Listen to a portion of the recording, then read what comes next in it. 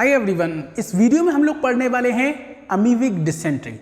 Amoebic dysentery को हम पेचिस भी कहते हैं, हिंदी में पेचिस, ठीक है ना। तो अमीबिक डिसेंट्री या अमीबियासिस भी इसका नाम है। अमीबिक डिसेंट्री कह दो या अमीबियासिस कह दो, ये बीमारी एक प्रोटोजोन से होती है और बच्चों उस प्रोटोजोन का नाम होता है एंटमीबा हिस्टोलिटिका। क्या नाम होता है? Entamoeba histolytica. चलिए स्टार्ट करते हैं। देखिए, अमीबिक डिसेंट्री या अमीबियासिस जिस प्रोटोजोन से हो रही है उसका नाम है एंटमीबा हिस्टोलिटिका और ये उसकी एडल्ट स्टेज है। क्वेश्चन आता है एंटमीबा हिस्टोलिटिका की एडल्ट स्टेज का नाम बताइए। आप बताओगे ट्रोफोजोइट। दूसरी खास बात पूछते हैं, इसमें कितने स्यूडोपोडिया होते हैं? तो आप बताओगे इसमें सिंगल स्यूडोपोडिया होता है और वो भी ब्लंट होता है। ब्लंट मतलब काम नहीं करेगा, ठीक है। तो ट्रोफोजोइट जो है एक एडल्ट एंटमीबा हिस्टोलिटिका की स्टेज है। दूसरा, इसमें सिंगल स्यूडोपोडिया है, वो भी ब्लंट है। और तीसरी बात जो पूछी जाती है वो ये है कि इसमें कॉन्ट्रैक्टाइल वैक्यूल नहीं होती है। क्वेश्चन आता है क्यों नहीं होती है?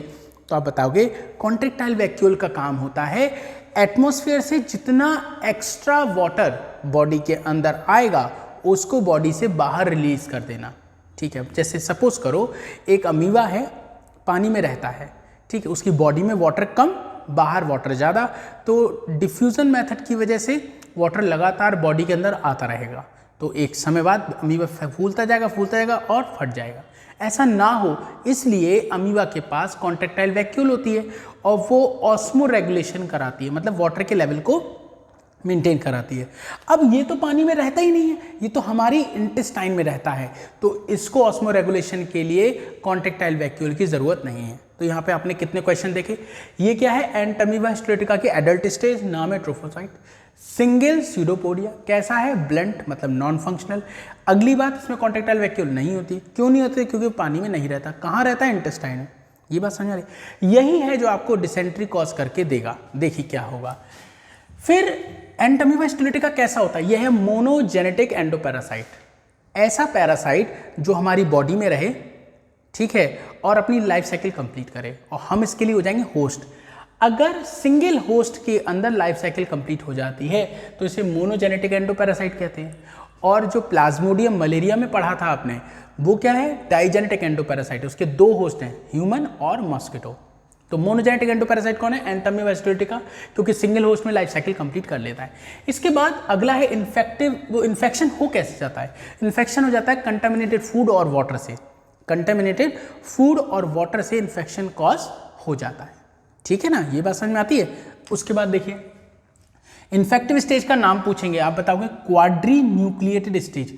क्वाड्री मतलब चार, न्यूक्लिएटेड मतलब न्यूक्लियस।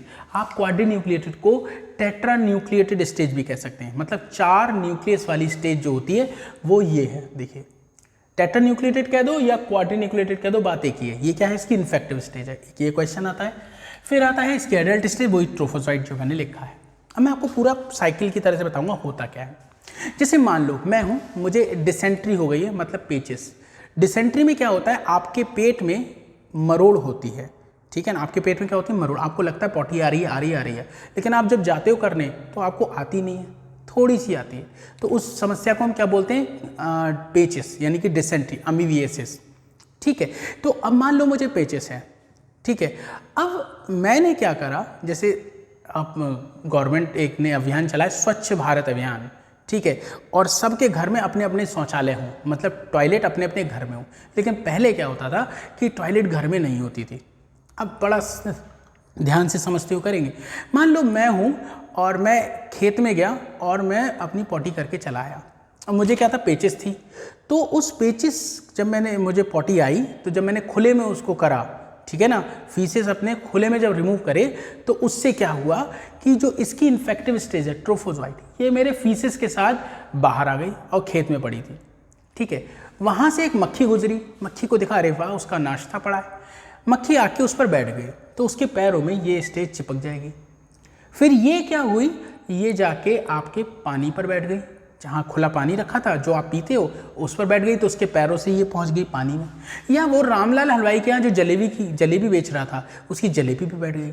अब आपने क्या करा? वो उगड़ा हुआ पानी खा लिया जिसमें पी लिया जिसमें ये था, और जलेबी खा ली जिसमें ये था, ठीक है, तो वो क्या होगा, कंटेमिनेटेड फूड और वाटर है, तो उसके थ्रू आपकी बॉडी में ये अंदर एंटर कर जाएगी। आपकी बॉडी में जब ये एंटर करेगी तो आपकी एलिमेंट्री कैनाल में इसके चारों तरफ एक कवरिंग होती है, उसे हम बोलते हैं सिस्ट। क्या बोलते हैं, सिस्ट। वो रिमूव हो जाती है। फिर बिना सिस्ट वाली इस स्टेज को बोलते हैं मेटासिस्टिक फॉर्म। क्या बोलते हैं, मेटासिस्टिक फॉर्म। ध्यान दीजिए, कंटेमिनेटेड फूड के थ्रू आपकी बॉडी में ये पहुंचा, इसकी चारों तरफ की जो सिस्ट थी वो रिमूव हो गई। अब देखो इसमें चारों तरफ सिस्ट बनी है, इसमें नहीं बनी है, ठीक है, हमारी एलिमेंट्री कैनाल में सिस्ट रिमूव हो गई, स्ट्रक्चर का नाम होगा मेटासिस्टिक फॉर्म। फिर ये आपकी एलिमेंट्री कैनाल में बाइनरी फिजन करेगी और मल्टीप्लाई करा के 8 अमीवुली बनाएगी। 8 अमीवुली बनेंगे, देख लो, गिन लो, 1 2 3 1 2 3 और 2, 8 हो गया। कैसे, एक न्यूक्लियस से 2 बने होंगे तो 4 से न्यूक्लियस बने होंगे 8, तो 8 अमीवुली बने। हर एक अमीवुली इंटेस्टाइन में एडल्ट में कन्वर्ट हो जाएगी, उसका नाम होगा ट्रोफोजोइट। फिर ये ट्रोफोजोइट हमारी इंटेस्टाइन में ही जो ब्लड है, हमारी इंटेस्टाइन से ब्लड को ले के खाएगा, ब्लड की आरबीसीज को खाएगा। तभी क्या होता है, पेचिस में कई बार ब्लड आने लगता है, तो उसे बोलते हैं खूनी पेचिस, मतलब ब्लड डिसेंट्री हो जाती है, ठीक है। तो ये एडल्ट ट्रोफोसाइट कहाँ है, इंटेस्टाइन में।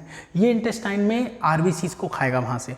तो ये देखो, ये जो ब्लैक ब्लैक दिख रहा है आपको, ये डॉट डॉट, इसका मतलब ये है आरबीसीज। तो कई बार ये पूछ लेते हैं ये डॉट डॉट का मतलब क्या है, तो आप बताओगे इसका मतलब है इंजेस्टेड आरबीसी, मतलब इन्होंने आरबीसी खाई है, वो इसकी फूड वैक्यूल में प्रेजेंट है। फिर क्या होगा, ये ट्रोफोजाइट भी बाइनरी फिजन करके मल्टीप्लाई करेगा, तो इससे जो बनेगी वो बनेगी माइन्यूटा फॉर्म। ये डिवाइड हो रहा है, 1 से 2 बन रहे हैं, 1 से 2 बन रहे हैं, तो 1 बना के दिखा दिया, ऐसा ही ये भी होगा, ठीक, माइन्यूटा फॉर्म। फिर माइन्यूटा फॉर्म गोल गोल हो जाएगा, राउंडेड, और उसके चारों तरफ सिस्ट बन जाएगी।